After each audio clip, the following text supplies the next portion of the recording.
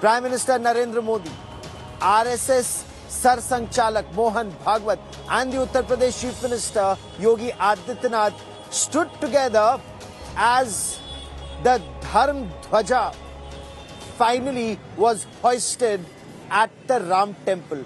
And this signifies not just the completion of the Divya Bhavya Navya Ram Temple that many thought perhaps may never be possible, but the impossible became a possibility and a reality in our lifetimes. And it's not just a wait since the Bhumi Pujan in 2020 or the Pran Pratishtha in 2024. The wait, as many here, including the Prime Minister, spoke, lasted centuries. That's something that the RSS chief also spoke of. This is a wait of the Sanatan Dharma followers for over 500 years. But the Prime Minister on the Dhwaj said this is a new awakening for India. The Dharm Dhwaj sends out a very major signal, a message. What's that message? Take a look at this ground report I filed earlier today. देश को आगे बढ़ना है तो अपनी विरासत पर गर्व करना होगा।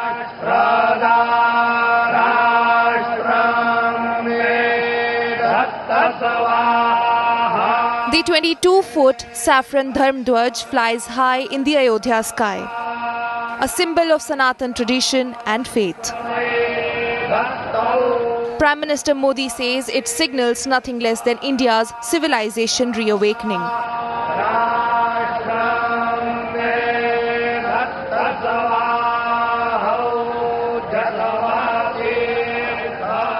ये धर्म ध्वजा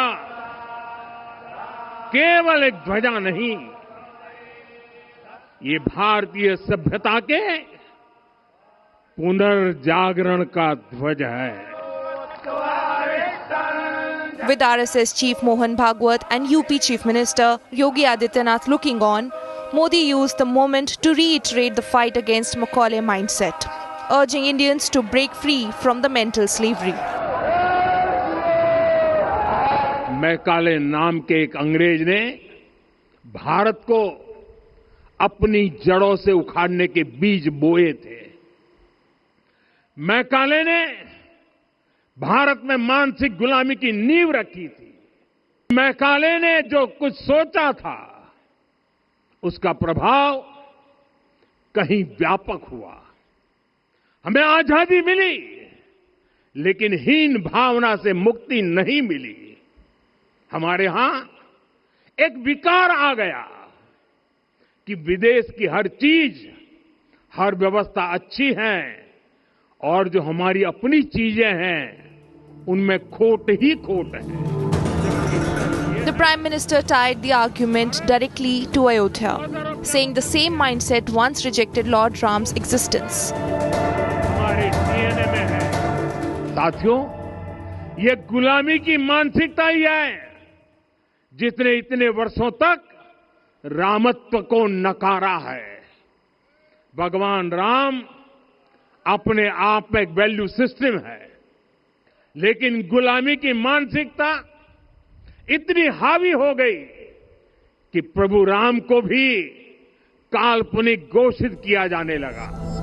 लेकिन Modi pointed to recent symbolic shifts, from the Navy's new ensign inspired by Chhatrapati Shivaji to the revival of the sacred Kovidara tree in Ayodhya, calling them signs of India reclaiming its heritage.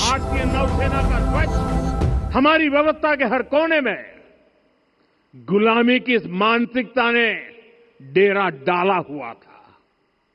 अब याद करिए, भारतीय नौसेना का ध्वज सदियों तक उस ध्वज पर ऐसे प्रतीक बने रहे जिनका हमारी सभ्यता, हमारी शक्ति, हमारी विरासत से कोई संबंध नहीं था।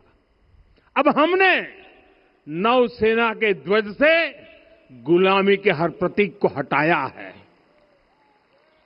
हमने छत्रपति शिवाजी महाराज की विरासत को स्थापित किया है और ये सिर्फ एक डिजाइन में बदलाव नहीं हुआ, ये मानसिकता बदलने का क्षण था। ये वो घोषणा थी कि भारत अब अपनी शक्ति अपने प्रतीकों से परिभाषित करेगा, न कि किसी और की विरासत से। और साथियों, यही परिवर्तन आज अयोध्या में भी दिख रहा है। Prime Minister Modi linked cultural confidence to national development. अगर हम ठान ले अगले 10 साल में मानसिक गुलामी से पूरी तरह मुक्ति पा लेंगे, और तब जाकर के ऐसी ज्वाला प्रज्वलित होगी, ऐसा आत्मविश्वास बढ़ेगा कि 2047 तक विकसित भारत का सपना पूरा होने से भारत को कोई रोक नहीं पाएगा। भारत की नींव तभी सशक्त होगी जब मैकाले की गुलामी के प्रोजेक्ट को हम अगले 10 साल में पूरी तरह ध्वस्त करके दिखा देंगे। For Prime Minister Modi, the Dhwaj Arohan is more than a spiritual ritual. It is a decade-long push to shed colonial thinking and revive civilization pride. Bureau Report, India Today.